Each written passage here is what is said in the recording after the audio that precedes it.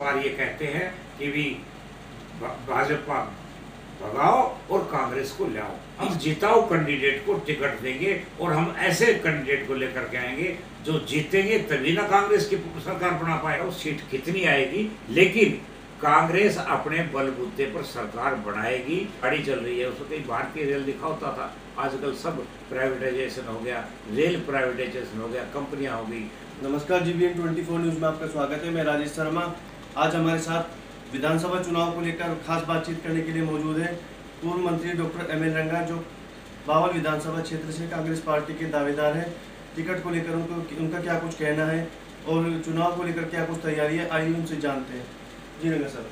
सबसे पहले मैं आपके चैनल का आभारी हूँ कि जो आपने समय निकाल कर मेरे पास आए, मैं स्वागत करता हूँ। और जहाँ तक पार्टी की बात है, लगातार 10 सालों से मैं घर घर कांग्रेस, हर घर कांग्रेस, और जितने भी कार्यक्रम हुए लगातार, चाहे वो महंगाई के खिलाफ प्रदर्शन हो, भ्रष्टाचार के हो, कोई भी बेकायदगी भारतीय जनता पार्टी में हुई, जिला लेवल पर, ब्लॉक लेवल पर, खंड अपने विधानसभा स्तर पर लगातार हर प्रदर्शन में करता रहा और लगातार जनता से इन टच में हूँ।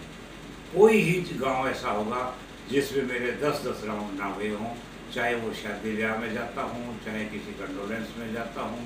मतलब मेरा अपना, मैं अपने हल्के को अपना परिवार समझता हूँ और आज तक जो मैं काम कर रहा हूँ परिवार समझ कर काम कर रहा हूँ।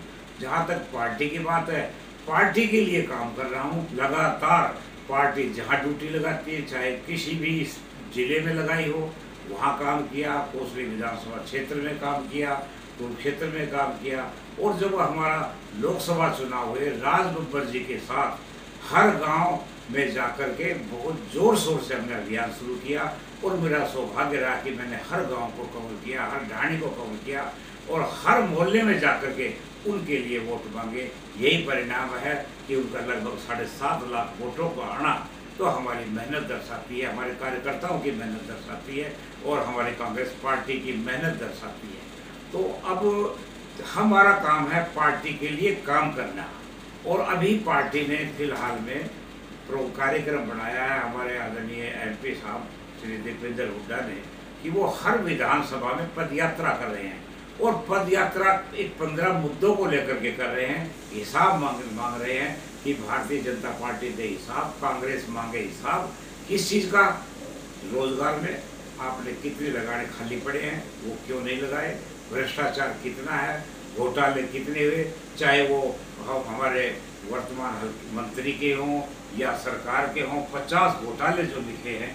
फिर महंगाई कितनी हुई है, बेरोजगारी है, उसके अलावा निजीकरण के खिलाफ है, ठेका प्रथा के खिलाफ है, कौशल रोजगार योजना के खिलाफ है, पेंशन स्कीम जो बंद की है उसके खिलाफ है। तो इन सब मुद्दों को लेकर के हर विधानसभा में वो पदयात्रा कर रहे हैं और ये हमारा सौभाग्य है। बावड़ में उनकी विधानसभा यात्रा 21 तारीख को 10 बजे होगी, जिसके लिए हम हजारों की संख्या में कार्यकर्ता आएंगे। हर गांव जाकर के हम निमंत्रण दे रहे हैं, हर गांव जाकर के, हर ढाणी जाकर के हमारे कार्यकर्ता सब निमंत्रण दे रहे हैं। और इस यात्रा के माध्यम से हम बताना चाहेंगे भारतीय जनता पार्टी को आपकी बेकार दिया है। दूसरा, इस पदयात्रा के माध्यम से हम ये भी बताना चाहेंगे कि हमारी कांग्रेस की क्या भविष्य की नीतियाँ हैं, चाहे वो पेंशन दोगुना करने की बात हो, महंगाई कम करने की बात हो, रोजगार प्राथमिकता को निजीकरण समाप्त करने की बात हो, ओल्ड पेंशन स्कीम बहाल करने की बात हो। तो ये सभी मुद्दे, और सबसे बड़ा पोर्टल सिस्टम को समाप्त करने की बात है। हम इन मुद्दों को लेकर के जनता के बीच में जाएंगे और 21 तारीख के बाद हमारा डोर टू डोर अभियान इन मुद्दों को लेकर के होगा। लोगों को जन जागरण अभियान होगा और निश्चित रूप से लोगों में कांग्रेस के प्रति लहर है और कांग्रेस के प्रति झुकाव है। इस बार ये कहते हैं कि भी भाजपा भगाओ और कांग्रेस को लाओ। इसी के तहत हम काम कर रहे हैं, लगातार हम जो है इसमें काम कर रहे हैं। रंगा साहब, दीपेंद्र हुड्डा जी पद यात्रा चला रहे हैं, भाजपा सरकार से उनका 10 साल का हिसाब मांग रहे हैं, लेकिन भाजपा वालों को कहना है कि पहले दीपेंद्र हुड्डा बाप बेटे अपने कार्यकाल का हिसाब देखिए, उन्होंने 10 साल में या 70 साल में कांग्रेस में क्या काम किया, उसके हिसाब देते हैं। उनके तो अभी याद आया है कि अभी हमने हिसाब मांगा, भाई वो 10 साल से क्या कर रहे थे? 10 साल से विधानसभा में थे, हर जगह थे, हर कार्यक्रम में थे। वो 10 साल से क्या कर रहे थे?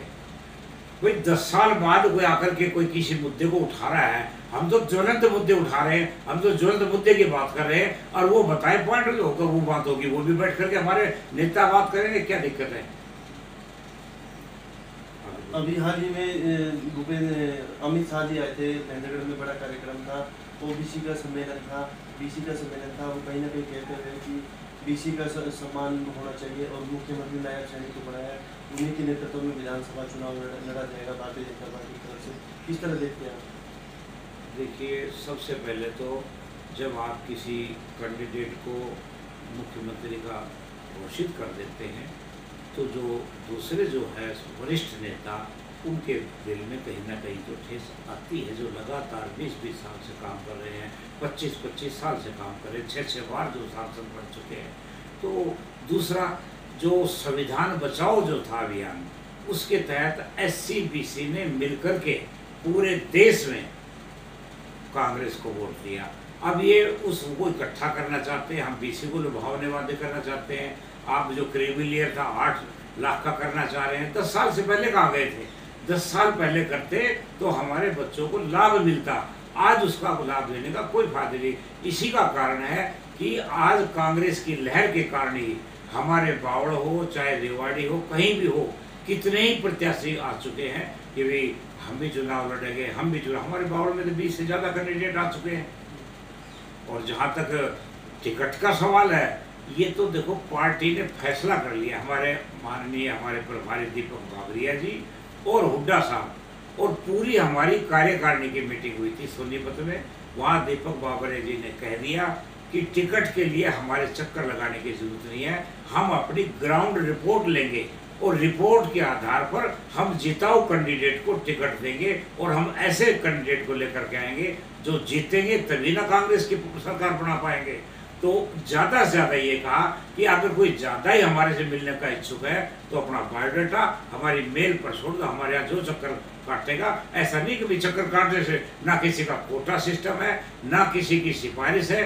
अब तो अगर हमने सरकार लानी है तो नज़दीक रिश्तेदार को भी छोड़ना पड़ेगा, चाहे उसकी कितनी ही नज़दीकियाँ हैं, हम उसको देंगे टिकट जो जिताओ कैंडिडेट।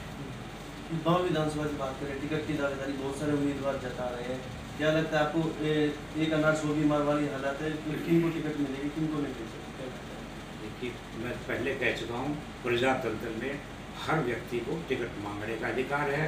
लेकिन मैं ये कह रहा हूँ दावे के साथ कि पार्टी अपने लेवल पर सर्वे करवाए और जिताऊ कैंडिडेट, हमने सरकार बनानी है, और जिताऊ कैंडिडेट XYZ कोई भी हो उसको पार्टी टिकट देगी। हमें उसको जिताना और यहाँ से विधानसभा में भेजना हमारा फर्ज बनता है।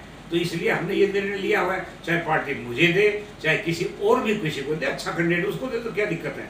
लेकिन दावेदारी तो मैं इसलिए कह रहा हूँ कि लगातार 10 साल से मैं जनता के बीच में वो काम कर रहा हूँ, इसलिए दावेदारी मैं जता रहा हूँ जैसे सभी जता रहे हैं। लेकिन निर्णय हाईकमांड का है, जो हाईकमांड जिसको भेजेगा और उसको ही हम जिता करके विधानसभा में भेजेगा। आज सरकार में MLA की कोई खास बात नहीं है, बहुत बड़े बड़े पद हैं जो MLA से भी बड़े हैं। अगर सरकार बनेगी तो हर एक को कोई ना कहीं एडजस्ट कर दिया जाएगा। तो मैं तो मेरी ये मान्यता है, हरियाणा में हर व्यक्ति को जितने टिकट के दावेदार हैं, एक कोई मिलनी है, बाकी सबको पार्टी के साथ लग करके पार्टी को जिताना चाहिए। कांग्रेस की सरकार बनेगी, लहर है, और निश्चित रूप से सरकार आएगी। इस बार लोकसभा चुनाव भी हुए, हरियाणा में 5-5 सीट देखने को मिली, 5 कांग्रेस के, 5 बीजेपी के। क्या लगता है विधानसभा में कितना असर पड़ेगा इसका? देखिए, मैं अपनी विधानसभा से ही लेता हूँ।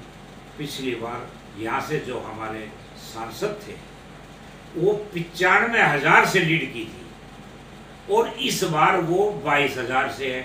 इसका मतलब 70-72 हज़ार तो नीचे आ चुके हैं। कुछ तो लोग डाउन हुआ है, तो हमारा ग्राफ बढ़ा है, कांग्रेस का ग्राफ बढ़ा है। और 0 से जब हम लोकसभा में 5 सीट लेकर के आए हैं, कुल मिलाकर कांग्रेस का पूरे भारत में, कांग्रेस का हर विधानसभा में वोट ग्राफ बढ़ा है। एक ऐसा स्टेट हरियाणा ही है जिसमें कांग्रेस पार्टी का वोट ग्राफ बढ़ा है।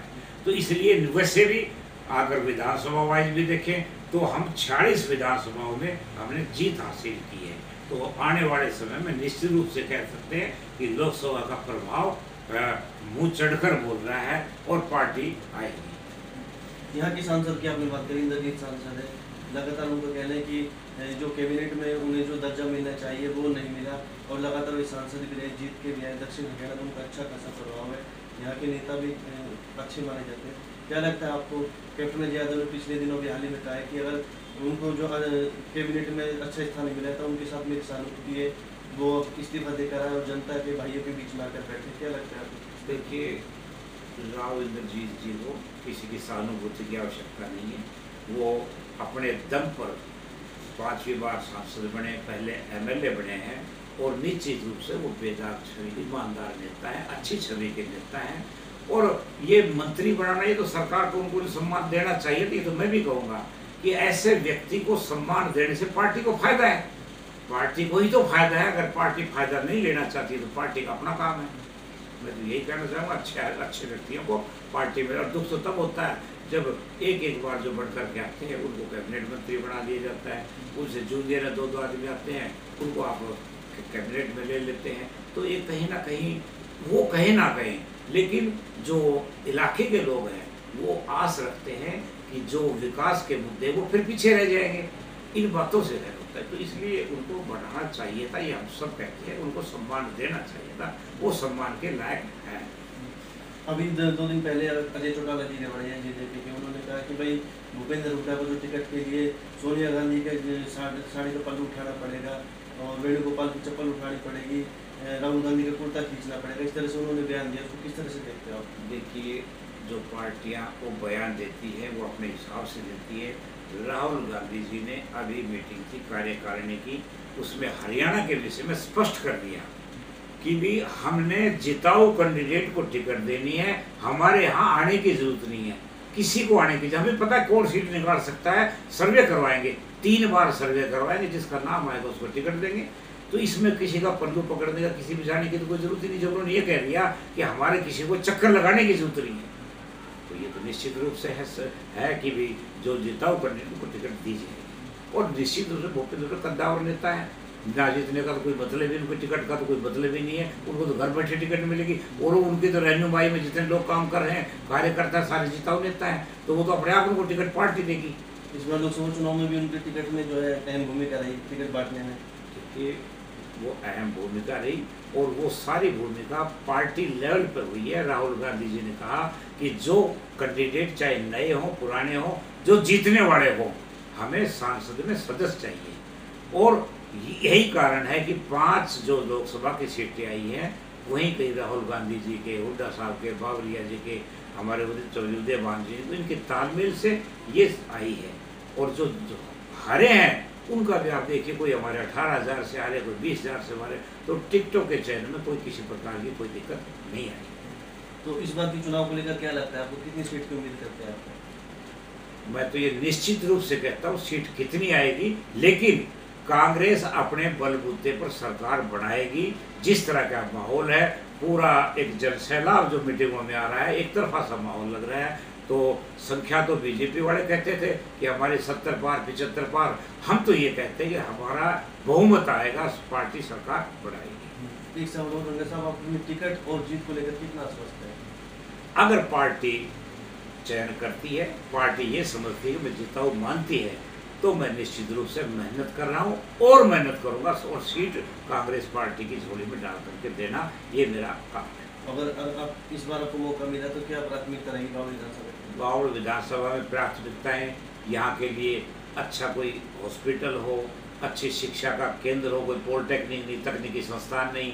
यहाँ जो कंपनियाँ पलायन कर गई हैं, उन कंपनियों को मुख्यमंत्री के साथ मिलकर कैसे लाया जाए।